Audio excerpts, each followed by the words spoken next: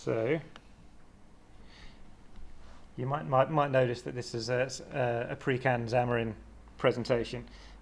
So it's probably got the word awesome in more times than I would try and get away with using, but it was really good. Some interesting numbers to start with. There were 600 people at the 2 days of training. So for those that don't know, it was 2 days of Xamarin University training, followed by 2 days of conference sessions. So the 600 at the conference sessions. I'm sure I heard Joseph mention 1,700 attendees, and I've heard 15, 16 and 17 quoted. So maybe 15 is the official one because that's what's in the presentation. And there were over 70 sessions, including the famous one at the end with Steve Wozniak. Most of those are on YouTube now already. Yeah, they all are now. Yeah, I was really impressed by that. The last Evolve, it took 4 or 5 months to get all the talks up. Plus, it was about 400 staff as well from Xamarin. Yes, yeah, it really was. Yeah, From Microsoft. yeah, lots from Microsoft. Yeah. Microsoft money moves things quicker. Yeah. In fact, you'd look around, and I'm sure they had. It was pretty much one Xamarin employee to about 5 attendees. So at any time, it's really easy to chat to someone. It's funny though, because Nat said that he thought it was a really good cultural thing for Microsoft to take them over, and his wife got up at the end and said it was really great that Xamarin bought Microsoft.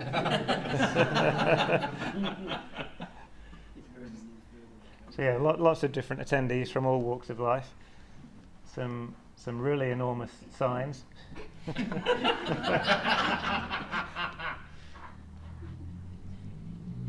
Just on that as well, so that the conference was right at one end of the conference centre, and the hotel was attached to the same building.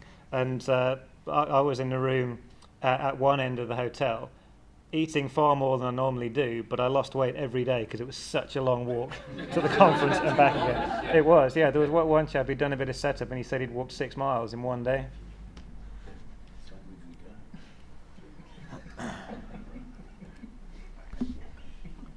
So lots of different activities there. That's a picture of the Darwin Lounge where they have all the mini hack challenges. This was interesting. I did get a picture of this when it was finished, but I didn't get a chance to put it into the presentation. Basically lots of questions to answer, and you took a piece of string and said, went around the continent you were from, what language you used, what editors you used, and then at the end of the conference it was an interesting picture of where everyone was from and what they were doing. Yeah, lots of different things to do at the mini hacks. Did you completed some of them, didn't you? Because I didn't. You have a copy one? No, did the Philips light bulb one, the coffee one other. I tried the watch one, and it took 5 hours to update the Android SDKs. And then the guy showed up 2 hours late Yeah. So it didn't get the watch going. No, I did fancy the coffee one, but I just didn't get a chance to try those this time. They're actually a great idea to if there wasn't a particular session on that you wanted to do, just to drop in and actually experiment with some technology, and it was crazy. They were also staffed by the heads of recruitment for Xamarin, so they were obviously there. Yes. And obviously Greg was loitering as well. But yeah, it is really well organised that you get access to, they'll give you a GitHub repository that's got a starting point, and you take the starting point and try and fill in the gaps. Yeah, that was one of the other ones. Oh, everyone got a custom-made iPhone case, which is really nice. In fact, there's probably one there. Just need to upgrade from Windows now. Well, Don't rub that in. Sorry, you said upgrade. I did get a 6 Plus case. I did get one, but I couldn't get this into it. So now I've got to buy my wife a new phone that fits the case. Yeah, that's just some of the other things that were going on.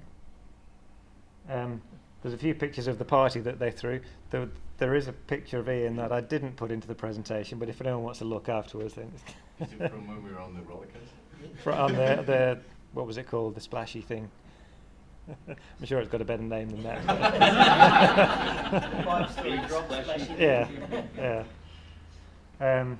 That's, you might recognise some Xamarin faces there, dressed up in their Harry Potter get-up. And And Jamie's It was a nerd Hmm. traffic jam on the way in as everyone just came around the corner and went, oh my God, they've booked this for us, and all the phones went up and They did. It was like 300 people just going, oh my God, I have to show everyone back.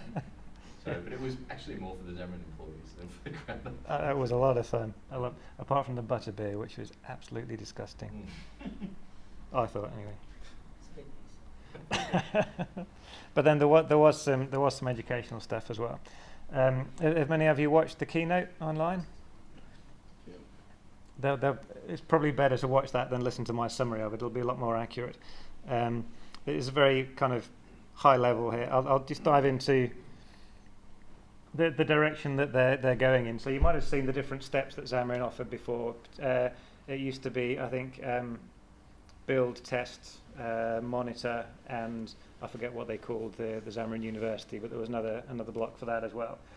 This is now being fleshed out a little bit, largely because they now include Hockey App for distribution and analytics, and Visual Studio Team Services for online builds and distribution, or Hockey App for distribution. It's interesting that there is now an official switch from Insights over to Hockey App. I don't think you can create apps in Insights anymore, and I think they'll keep it going for a while if you're already using it, but the official one now is Hockey App for your analytics. It's not working very well now anymore. Yeah, so I mean, I know that the Xamarin version of Application Insights didn't get past Alpha 3, but they still are allowing trace to go through Application Insights, so tracing, because Hockey App doesn't support detailed trace information yet. It only supports error and Okay. hash handling and things. So there's still a little bit of AI going on. I think that basically, I think this is public knowledge. We can edit it out afterwards if not. Microsoft, it must be. But basically they're going to probably take in a lot of that AI trace stuff and put it into Hockey App, Okay, but not yet. all right. So You can't create an account, it's shut down. On Insights. Yeah. Yeah. Yeah. Is okay. that the same for like server side AI, like Application Insights using ASP.NET and stuff? No, you cannot create an account with Test Cloud. It is redirected to hockeyApp.net. It's like I created 500 accounts that I'm now selling for $30 each. Yep, it's all. Just talking about the pricing, I actually did a one-on-one session with the guy who's was in charge of Insights, and he was talking to his colleague at Microsoft who's doing the Hockey App stuff, and he wants the Hockey App guy to massively revise their pricing because it's actually fairly reasonably priced in comparison to the Insights stuff, and he gives it 3 to 6 months before the Insights is fully integrated. So if you're thinking about getting on board with it, it's probably good to get the pricing now and get that grandfathered, than wait 6 months till the whole thing comes out, because I think that's going to have a bit of a price shift. So are you talking about Xamarin Insights? Yes. pricing? Yeah. Yes. So Application Insights in Azure was actually quite cheap. Okay. Hockey App's still fairly cheap, I think. But, Yeah, it is. For now. But the Xamarin stuff and If you want the tracing, it's single debugging expensive. and tracing, Yeah. I think they're really keen to see the price go up for Hockey App with that support. Yeah. Well, I know, like, in the past when I've done apps, the tracing has been the most important thing. Yep. I've actually had to pay for Xamarin Insights to get some tracing information out. Yep. Yeah, so hopefully Hockey App doesn't increase their pricing and adds tracing, but they don't have it yet, so Yeah. Yeah. I don't know what's going on. Not if this long story guy short. has Sorry. But talking about pricing on the flip side, some info now on what was actually open sourced. So at Build, it was announced that the Xamarin Core was going to be open sourced and Xamarin Forms was going to be open sourced. During the keynote at Evolve, it was actually made available, and by the end of that day, there'd been a pull request for Xamarin Forms. So these are the things that are now open sourced in the Xamarin world. I've not dived in and taken a look at those yet. I don't know if anybody else has.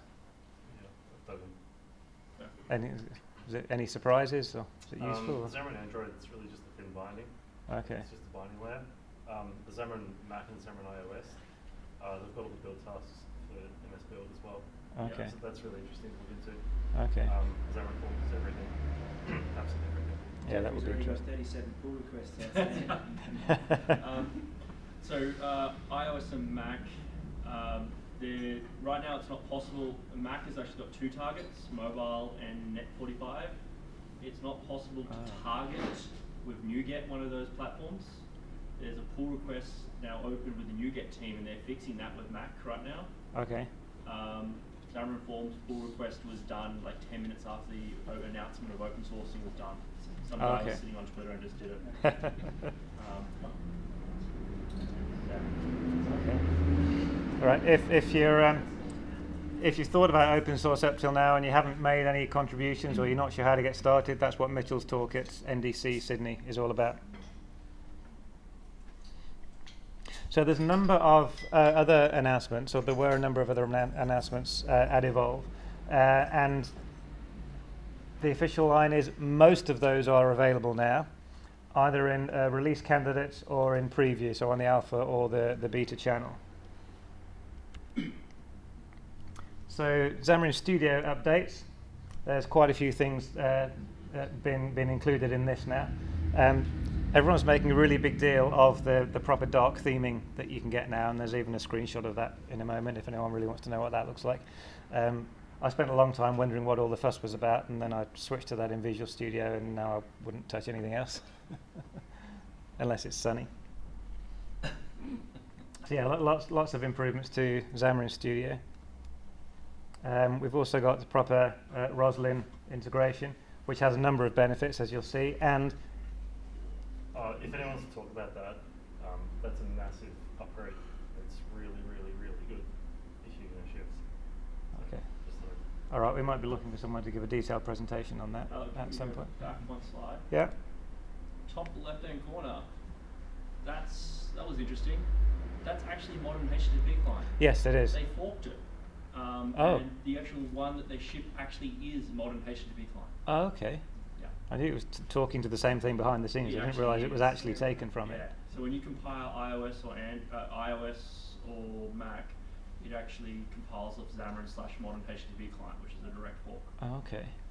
I don't know if that's the only negative I'd heard against modern HTTP client was that it didn't handle too many redirects. So I don't know if that's a general issue on iOS now, if they've just used that, or is that something that's been resolved? So you don't need to use Paul Sping anymore. Xamarin is shipping Paul Sping. Cool. Is the story. Okay.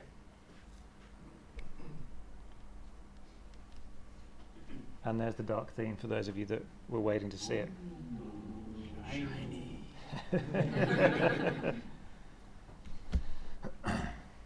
Oh yeah, technical term here. Tons of enhancements. I've not really dived into this as yet. It's still kind of hot off the press, but it does look like some sizable improvements. This is still on the running in animated. alpha channel, right? Yes, I think this one is alpha channel. Also, Xamarin Studio for Windows is going to be no more. Oh, Yes. they actually canned it? Was anyone using it? Well, because so Visual Studio Community Edition comes with is free, and it also includes Xamarin now. Yeah. Yeah. Yeah. Just need to fix the plugin now. Yes. It's Microsoft that they can do it. So workbooks is now what the live coding has evolved into, and I was wanting to check with Michael, who couldn't make it tonight. I'm not sure if this is what he's going to be diving into in his live C#7 coding talk at DDD Sydney, but yeah, I'm sure he'll be able to give us a bit more of a detailed take on that. Again, has anyone tried this out yet? My team's been playing with it and really likes it. Okay. And Miguel said it was his favourite thing they were announcing at the whole event. So Oh wow. I'm sure the first version of this was what he announced at the last Evolve. And I was chatting to one of the other Xamarin guys there who said Miguel had taken a weekend off and came back in on the Monday and said, "Look what I've written." it's apparently available within some of the text and their bulk files, It is. Mm. and you can actually play with it yourself already. So Yes. that was for early release. Yeah. Bigger picture, this makes Pluralsight redundant because you can watch a video and fall asleep, or you can actually tinker live and learn. So it's the learning can't be understated. We're going to put Miguel and Scott Guthrie in a room together and see what they come out with. Yes. Now this one I found really interesting, especially the way they did it in the demos. So you can now run your iOS simulator on a Windows machine, which on the one hand sounds great, but when I saw it demoed, there were guys on stage demoing it running a Surface Pro with a multi-touch screen, and they'd bring up the iOS simulator on that and then use multi-touch on the simulator, which you can't do running it on a Mac. So that is a big plus. Sorry? I think they want you to buy a Surface. Yeah, I think maybe they do, yeah. Yes, absolutely. That was the pitch. Did they announce when that's coming out? Yeah, we give Uh, away. That's also in, I'm not sure if that's alpha or beta, but I think you can get your hands on that. I just don't recall exactly which channel it's in. There's still some debate about how that actually works, and I think you still need the build host running on iOS. And You do. apparently the simulator is a virtual machine back onto the Windows environment. So internally, how it works, without going off track, you can compile a library for Mac and iOS on Windows, because what happens is when MS Build kicks off, it compiles without MS Core Lib, which is like the core thing of Windows. But when you want to do applications, it actually needs to invoke LLVM, and you can't do that on Windows. Like you have to invoke the entire build chain. So you're always going to need that Mac there. Yeah. What So- about the simulator? Is that virtualized? Simulator, I'd expect it's just like an exported TeamViewer session. I don't know. Yeah, it'd just be basically just like remote. Just Yeah. Yeah. I think so. The other thing, related thing that was announced was now USB remoting. So if you're working on a Windows machine, you've got a Mac build host, it might be in another room, and you can farm your builds out to that. But you've got an iPhone and you want to deploy to that and debug on that. You can now plug that into the USB on your Windows machine. That USB gets redirected to the Mac, and your code will deploy and run, and you can debug from the Windows machine. Sounds like a hack to me. That does sound awesome, but that is assuming that the Visual Studio plugin's working and you can actually do an iOS build on your Windows machine. And that's before you detach the screen on your Surface Pro. Yes, yeah.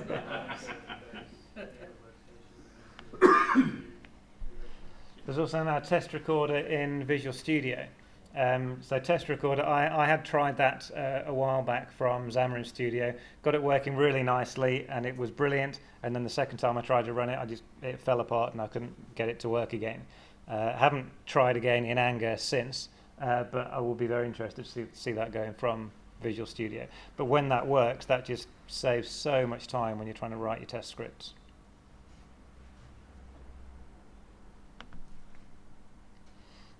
And then, as you can imagine, they also made a big thing of their Hockey app integration. So there is a good talk on Hockey app on evolve.xamarin.com, where all the other sessions are listed.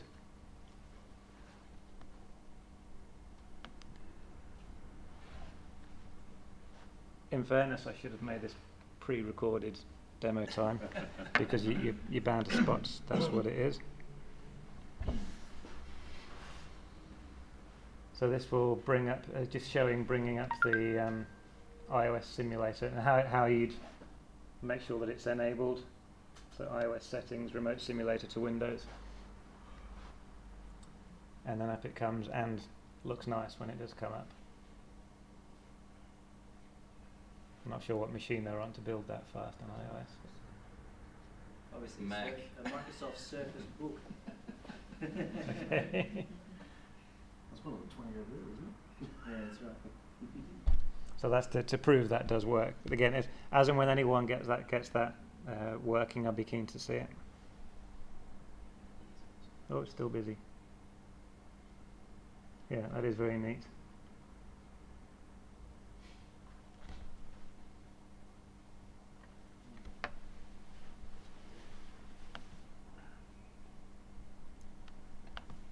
There we go. So there was a slight redefinition of what XAML stands for. Xamarin and Microsoft Love. Yep. Take a team point. And they talked about the XAML previewer. Now, for those of you who've tried, has anyone played with Gorilla Player? I think a few people have. So I've played with that and found that works really nicely. And that will render your XAML either in a simulator or on a device. The XAML previewer that Xamarin are providing renders it in the IDE, and you can choose between phone and tablet, and you can choose between Android and iOS. Hopefully, as this progresses, they'll think about adding Windows in there at some point, now that they're Microsoft, and these are so awesome. Why do you think that's a joke?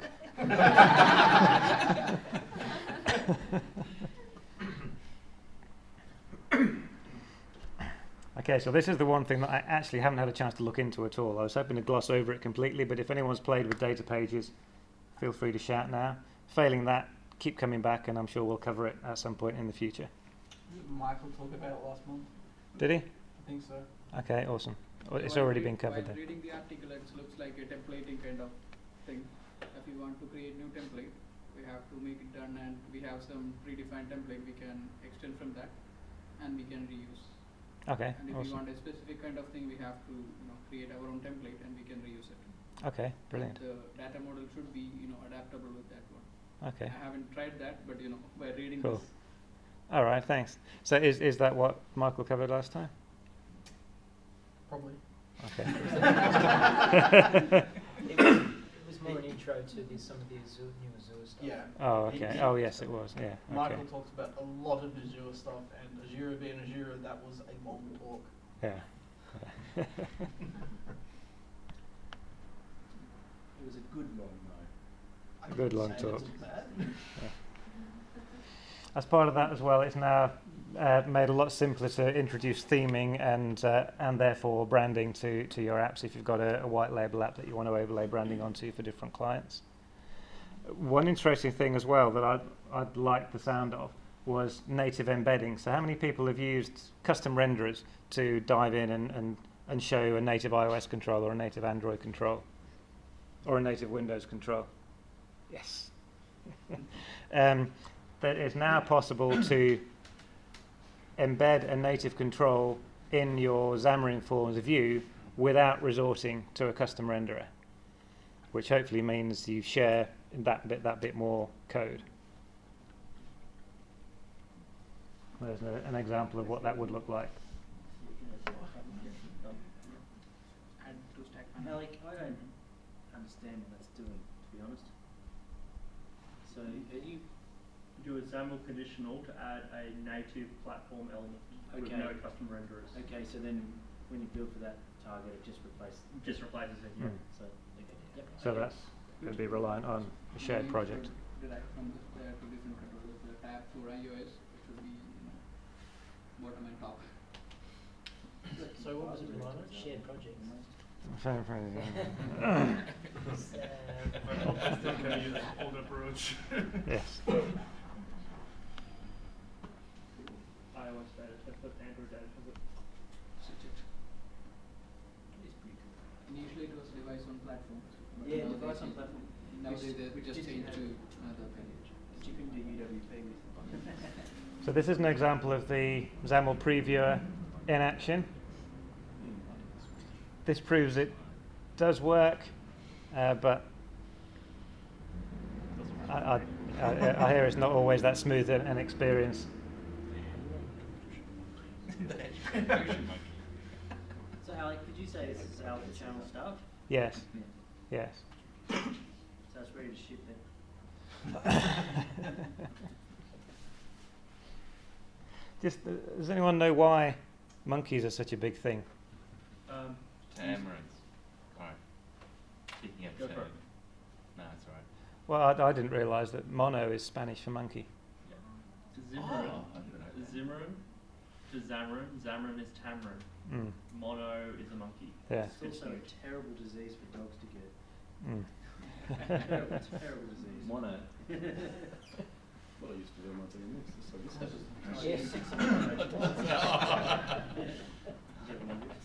That's the one use of the word awesome that's a little bit too much for me, so I'll skip past it. It's an interesting addition now to Test Cloud, and that's that you can deploy and debug live to devices in the Test Cloud. Now, I did hear some people asking what the implications are for that when it comes to pricing and paying per hour of device usage, and I don't know what the answer is to that yet. But it did look like a really neat way of being able to get a bug report back from Hockey App. You can see it's failing on a specific device that you don't have. There is now a way that you can deploy to one of those devices in Test Cloud and debug. That would probably be, from my mind, I mean, you want these things to be going through as part of your Team City build, for instance. This would be, I've got to fix this problem on this particular device. Yes. And you're trying to troubleshoot that one particular device. Yeah, and I've got to get this done today.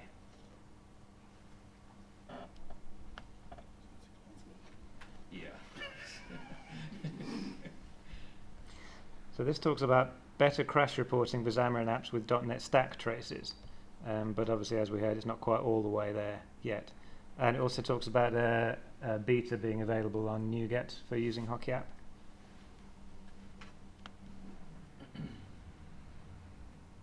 So I'll jump over to this now.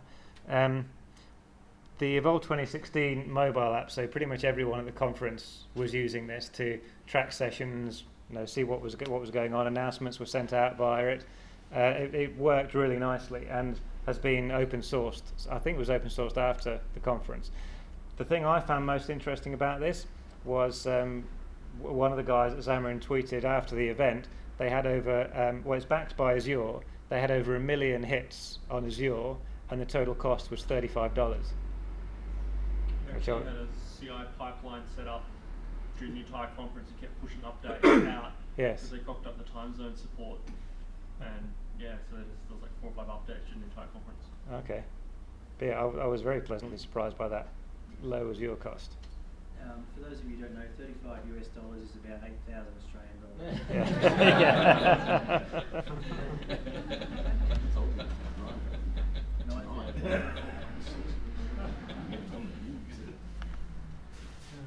So spot the plug. All the sessions are now available at evolve.xamarin.com. It's that blurry top left. There was a brief moment when my talk was the very first one there, and I think it was because they put the thumbnail there and there was a mistake with the title, and I had to say, oh no, you've got to fix this. And when they fixed it, it bumped it right up to the top, so I took a screenshot quickly because it's not there anymore. Yeah, there's some links there. The documentation updates have been being rolled out. The new book, again, if you want one, come along to the Spring Fling, and that's the source code for the 2016 app. That's interesting to look at. So James Montemagno wrote that, and if you install it, you can look at there's like a credits section, and I didn't count them. I would guess there's at least 20 different components that he's integrated and used. So it's interesting to see how he's done that. Alec, what MVVM framework did they use? Assuming they did. Yeah, I don't know that they did anything other than just Xamarin Form stuff. I haven't actually looked through it. Interesting that they do seem to be pushing Prism now as an official stance. Prism for Xamarin Forms. No. Is it new? Yeah, it's open source project. It's open source, but it's Not Prism, the old. Silverlight, different. Okay. But yeah, there's still MVVM Cross and MVVM Lite still very much alive. And it was interesting trying to walk through the main conference area with Michael and then seeing the number of people stopping him and saying, oh, you refreshing MVVM, can I get a selfie? Michael loved it. He did. And that's it for the Evolve update. So I don't know if anyone had any other questions, but failing that, we'll hand over to Clint. No clap?